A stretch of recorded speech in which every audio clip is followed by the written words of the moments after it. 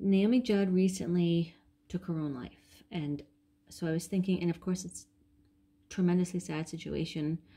And I was thinking about, why that happens. She was talking about it in an interview, and she had said that she experienced depression, really deep depression, and it felt like she was in a dark hole and she couldn't get herself out of it, I guess. And so I asked Jesus about it, and I saw a bright light in the sky, and I walked through the light, and I saw a group of people sitting in a circle in chairs, like in a community center room or something, like a self-help group, like AA or something. And there were people who took their own lives for different reasons. One was a monk who had self-immolated.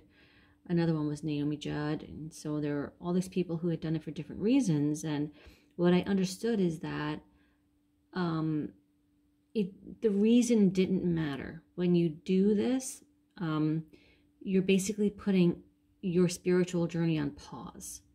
So we're all going along on our spiritual journey, and maybe some of us think, oh, well, it'll put an end to, suffering and pain, but really it just stalls the life journey. I'm presumably, you just pick up where you left off just after a pause. And I asked, how is it some people get into such a dark hole of depression where they can't even feel anything?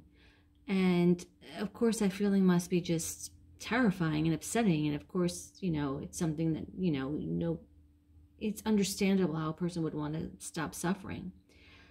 And what I understood is that, like, the way out would be to take very simple steps. First, I guess, being focusing on someone other than yourself. And that sounds like, oh, don't be so selfish. And that's not what I mean. What I mean is, if you just put your focus on anyone else, that will begin to alleviate some of the suffering. If you put your feet in sand or the earth or grass, if you look at a raindrop or a ladybug, go outside and look at a blade of grass and really look at it. These are things that will begin to shift your focus from the dark feeling of despair to, you will begin to develop more of a connection again with living things, with living beings. And that will in turn cause you to connect once again with your own soul, with your own living, beating heart. And that's another thing, focus on your heart. And as Thich Nhat Hanh taught, visualize your heart and say to your heart, dear heart, I'm so glad you're here. I am aware of you. I'm so glad you're here. If you practice being kind to yourself and your own suffering, even, that's another teaching of Thich Nhat Hanh. If you get angry, Thich Nhat Hanh teaches to see the anger as a small child and have kindness toward it. This also can help. So that is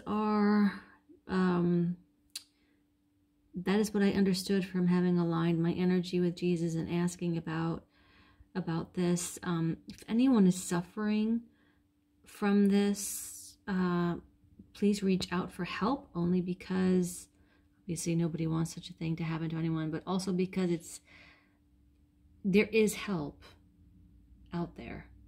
There are hotlines that you can call, and things that you can do, but just focusing on the small things, even like looking into a flame and looking at the interesting patterns it makes, can just begin to shift the energy.